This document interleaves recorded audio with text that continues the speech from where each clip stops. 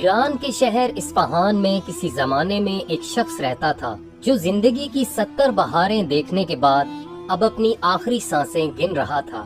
اس آدمی نے اپنی زندگی غربت میں گزاری اور مرتے وقت اس کے پاس فقط 300 دینار تھے۔ اس کا ایک ہی بیٹا تھا جس کا نام ابراہیم تھا۔ جن دنوں وہ موت کے قریب تھا تو اس نے اپنے بیٹے کو بلایا اور اپنی آخری خواہش کا اظہار کرنے لگا۔ وہ کہنے لگا، بیٹا، میرے پاس تمہارے لیے کوئی زیادہ مال و دولت تو نہیں، لیکن 300 دینار تمہارے لیے چھوڑے جا رہا ہوں۔ میری آخری خواہش ہے کہ تم اس رقم کو خرچنے کی بجائے نصیحت فروش کے پاس جاؤ اور اس رقم سے نصیحت کی دولت خریدو اور وہ جیسا کہے ویسا کرو۔ چند ہی دن گزرے تھے کہ وہ آدمی دنیا سے رخصت ہو گیا۔ باپ کی وفات کے کچھ دنوں بعد ابراہیم خود سے کہنے لگا، مجھے اپنے والد کی آخری خواہش پوری کرنی چاہیے۔ چنانچہ اس نے 300 دینار لیے اور نصیحت فروش کے پاس جا کر کہنے لگا، میرے پاس 100 دینار ہے، اگر تم مجھے ایک نصیحت دو گے تو میں تمہیں 100 دینار دوں گا۔ نصیحت فروش نے ابراہیم سے 100 دینار لیے اور کہنے لگا، سردیوں میں جب آسمان پر بادل ہوں تو باہر کبھی نہ جانا۔ بس اتنا کہنے کے بعد وہ خاموش ہو گیا۔ ابراہیم اب خود سے کہنے لگا، 100 دینار میں بس اتنی سی بات؟ اس نے دل میں سوچا کہ ایک اور کوشش کرتا ہوں، اس مرتبہ یہ ضرور کوئی خاص بات بتائے گا۔ میرے پاس 100 دینار اور بھی ہے، میں وہ بھی تمہیں دوں گا، مجھے کوئی اچھی سی نصیحت کرو۔ پھر اس نے رقم نکالی اور نصیحت فروش کہنے لگا، جب بھی تم کسی کبوتر، کتے اور بلی کو فروخت ہوتا دیکھو تو ان کو خرید لو، چاہے قیمت جو بھی ہو، اور ان کا اچھے سے خیال رکھنا۔ اس نے مزید کچھ نہ کہا اور پھر خاموش ہو گیا۔ ابراہیم نے آخری 100 دینار بھی نکالے اور نصیحت فروش کو دے دیے۔ اس مرتبہ نصیحت فروش کہنے لگا، کبھی کسی کو اپنے راز مت بتانا اور کبھی کسی باہر کی عورت کو اپنے گھر داخل مت ہونے دینا۔ اس نے اتنا کہا اور پھر سے خاموش ہو گیا۔ ابراہیم اپنی ساری دولت اس نصیحت فروش کو دے کر گھر روانہ ہو گیا۔ کچھ وقت گزرا اور جب سردیوں کا موسم آیا تو ابراہیم نے اپنے دوستوں کے ساتھ ایک جگہ سفر کا ارادہ کیا۔ ان کے راستے میں ایک مشکل اور خطرناک پہاڑ تھا۔ ان دوستوں نے سفر کی تیاری کی، لیکن جب سفر پر روانہ ہونے لگے اور آسمان کی طرف دیکھا تو بادل کا ایک ٹکڑا نظر آیا۔ ابراہیم کو اپنی خریدی ہوئی نصیحت یاد آئی اور وہ خود سے کہنے لگا، میں نے 300 دینار میں نصیحتیں خرید رکھی ہے، لگتا ہے اب ان پر عمل کرنے کا وقت آ گیا ہے۔ وہ اپنے دوستوں سے کہنے لگا، آج سفر نہیں کرتے، ہم کل صبح روانہ ہوں گے۔ لیکن دوست کہنے لگے، ابھی تو موسم ٹھیک ہے، اگر تم آنا چاہتے ہو تو آؤ، ورنہ ہم جا رہے ہیں۔ ابراہیم نے جواب دیا، میں ابھی نہیں جا رہا، تم لوگ اپنی مرضی کے مطابق جاتے ہو تو جاؤ۔ اس کے دوست کہنے لگے، ڈرپوک کہیں کا، جاؤ تم گھر واپس جاؤ۔ یہ کہنے کے بعد وہ تینوں دوست سفر پر نکلے اور پہاڑ کی گھاٹی کے سرے پر جا پہنچے۔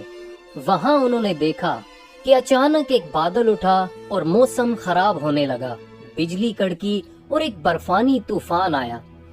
بدقسمت مسافر راستہ بھٹک گئے اور طوفان کی زد میں آ کر وہیں مارے گئے۔ جب صبح ہوئی تو آسمان صاف ہو گیا اور ہوا گرم اور خوشگوار ہو گئی۔ ابراہیم نے سفر شروع کیا اور پہاڑ کی طرف روانہ ہوا۔ وہاں پہنچ کر اس نے دیکھا کہ اس کے تینوں دوست برفانی طوفان میں مارے جا چکے ہیں۔ وہ ان کے قریب گیا اور ان کا جائزہ لینے لگا اور اس نے دیکھا کہ ہر ایک کے پاس 100 دینار کا تھیلا موجود تھا۔ اس نے وہ رقم لی اور اپنی منزل کی طرف روانہ ہو گیا۔ اب ابراہیم نے دیکھ لیا کہ پہلی نصیحت سچ ثابت ہو چکی تھی۔ اگر اس نے باپ کی کہی بات پر عمل نہ کیا ہوتا اور نصیحت نہ خریدتا تو وہ بھی ان کے ساتھ جاتا اور ان کے ساتھ ہی مارا جاتا۔ لیکن وہ نہ صرف اپنی منزل تک بحفاظت پہنچا بلکہ اس نے نصیحت فروش کو جو رقم دی تھی وہ بھی اسے واپس مل گئی۔ کچھ دن گزرے تو بازار میں ایک آدمی آیا جو ایک کبوتر، ایک کتا اور ایک بلی بیچ رہا تھا۔ ابراہیم نے جب یہ منظر دیکھا تو اسے اپنی خریدی ہوئی نصیحت یاد آئی اور وہ اس سے پوچھنے لگا، دوست کیا قیمت ہے؟ مالک نے کہا 300 دینار، نہ زیادہ نہ کم۔ لوگ اس کی بات سن کر بہت زور سے ہنسے اور کہنے لگے، ایک کبوتر، ایک کتے اور ایک بلی کا 100 دینار، اسی لیے تمہارا مال ابھی تک بک نہیں سکا۔ لیکن ابراہیم جلدی سے آگے بڑھا اور 300 دینار دے کر وہ تینوں جانور خرید لیے اور اپنے ساتھ لے آیا۔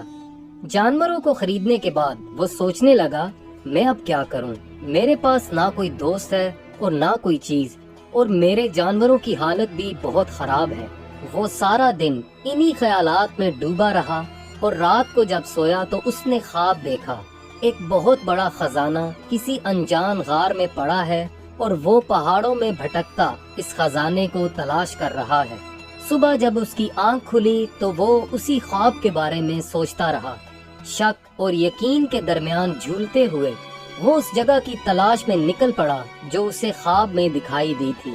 اب یہ اس کا معمول بن چکا تھا کہ روزانہ خزانے کی تلاش میں صبح گھر سے نکل جاتا۔ وہ اپنا تیر کمان بھی ساتھ رکھتا تاکہ شکار کرے اور اپنا اور اپنے جانوروں کا پیٹ بھر سکے۔ خزانے کی تلاش میں ایک مدت گزر گئی، لیکن اسے ناکامی کا سامنا رہا۔ ایک دن جب وہ گھر میں بیٹھا تھا تو اسے اپنے باپ کی یاد ستانے لگی اور پھر اسے نصیحت فروش کا بھی خیال آیا۔ اس نے سوچا کہ ایک مرتبہ پھر اس کے پاس جاتا ہوں، ہو سکتا ہے وہ کچھ میری مدد کر سکے۔ جب وہ نصیحت فروش کے پاس پہنچا تو اپنا خواب اس سے بیان کرنے لگا اور اسے نصیحت کی درخواست کرنے لگا، لیکن اس نے صرف اتنا ہی کہا، میری بتائی ہوئی نصیحتوں پر عمل کرو اور زندگی میں جیسے بھی حالات ہوں ہمت نہ ہارنا۔ یہ کہنے کے بعد نصیحت فروش خاموش ہو گیا اور ابراہیم وہاں سے گھر لوٹ آیا۔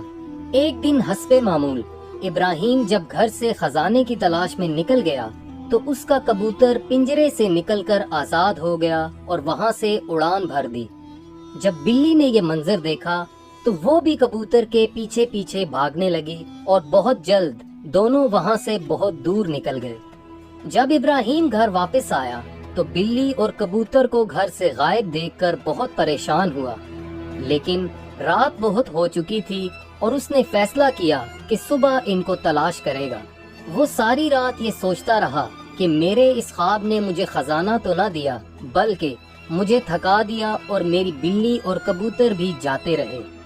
جب صبح کی پہلی کرن نے آسمان کو منور کرنا شروع کیا تو اس نے اپنے کتے کو ساتھ لیا اور بلی اور کبوتر کی تلاش میں نکل پڑا۔ اس کا کتا سونگتے اور کھوج لگاتے پہاڑوں کی طرف بڑھتا گیا اور ایک غار کے سامنے جا کر رک گیا۔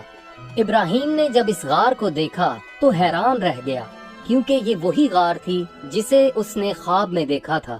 جب وہ اندر گیا تو نہ صرف وہاں بلی اور کبوتر موجود تھے بلکہ ایک عورت کی لاش بھی وہاں موجود تھی جو اب ڈھانچہ بن چکی تھی۔ وہیں ایک کونے میں ایک صندوق بھی رکھا تھا۔ جب ابراہیم نے اس صندوق کو کھولا تو وہ زیور اور سونے کے سکوں سے بھرا ہوا تھا۔ یوں معلوم ہوتا تھا جیسے وہ عورت اسی کبوتر کی مالکن تھی اور اپنا خزانہ لیے کہیں روانہ ہو رہی تھی، لیکن کسی حادثے میں اس نے اپنی جان گنوا دی۔ اب ابراہیم خزانے کا مالک بن چکا تھا اور اس کے دن بدل گئے تھے۔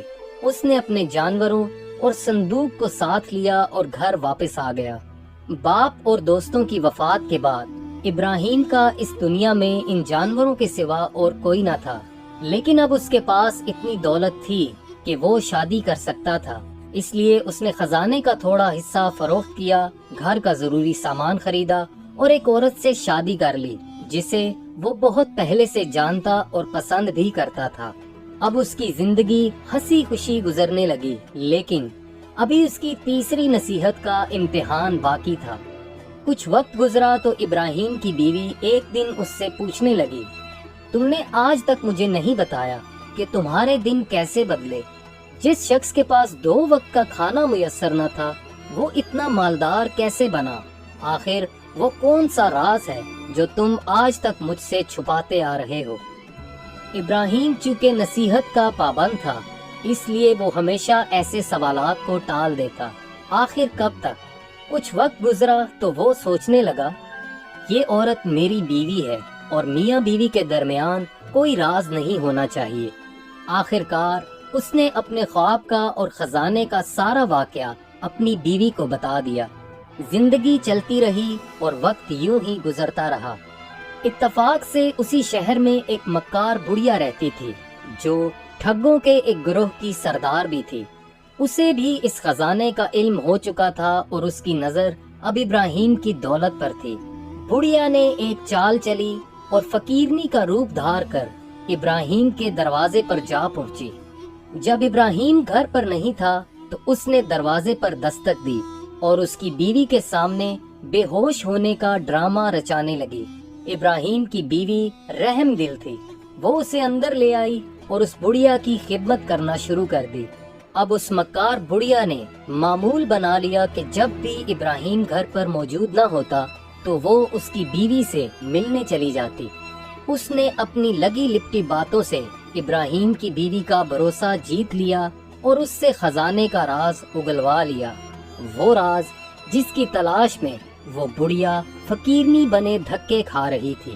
اسے جیسے ہی معلوم ہوا کہ خزانہ کس جگہ چھپا رکھا ہے تو اس نے اپنے ٹھگوں کے گروہ کو بلا بھیجا۔ کچھ دن گزرے تو ابراہیم اپنی بیوی سے کہنے لگا، ہمیں اب اس خزانے کو بیچ دینا چاہیے اور جو رقم ملے اس سے تجارت کا سلسلہ شروع کرنا چاہیے، کیونکہ پڑی پڑی دولت کے چاہے کنویں کیوں نہ بھرے ہوں، وہ ایک دن خالی ہو جاتے ہیں۔ جب وہ اپنی بیوی کے ہمراہ اس کمرے میں پہنچا تو اس کے پیروں تلے زمین نکل گئی۔ خزانے سے بھرا صندوق وہاں سے غائب تھا۔ اسے تلاش کرنے کی لاکھ کوشش کی مگر بے سود۔ ملتا بھی تو کیسے؟ مکار بڑھیا اور اس کے ٹھگوں کا گروہ اپنا کام دکھا چکے تھے۔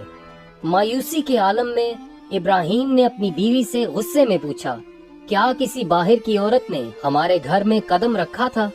اس کی بیوی نے تمام واقعہ سنایا تو ابراہیم کو فوراً وہ نصیحت یاد آئی، کبھی کسی باہر کی عورت کو گھر میں نہ آنے دینا۔ اب ابراہیم کو فوراً احساس ہوا کہ اس نے نصیحت فروش کی آخری نصیحت پر عمل نہیں کیا تھا۔ اس کے چہرے پر پشیمانی چھا گئی۔ وہ دھیرے سے سر پکڑ کر بیٹھ گیا اور افسوس سے بولا، اگر میں نے نصیحت فروش کی اس نصیحت پر عمل کیا ہوتا تو آج یہ دن نہ دیکھنا پڑتا۔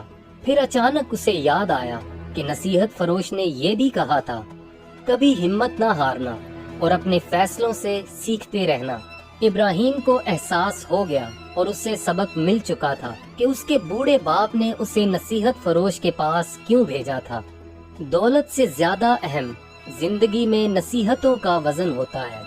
خزانہ کھو جانے کے باوجود ابراہیم اس بات کا ادراک کر چکا تھا کہ انسان کی اصل طاقت اس کی عقل اور نصیحتوں پر عمل کرنے میں ہے۔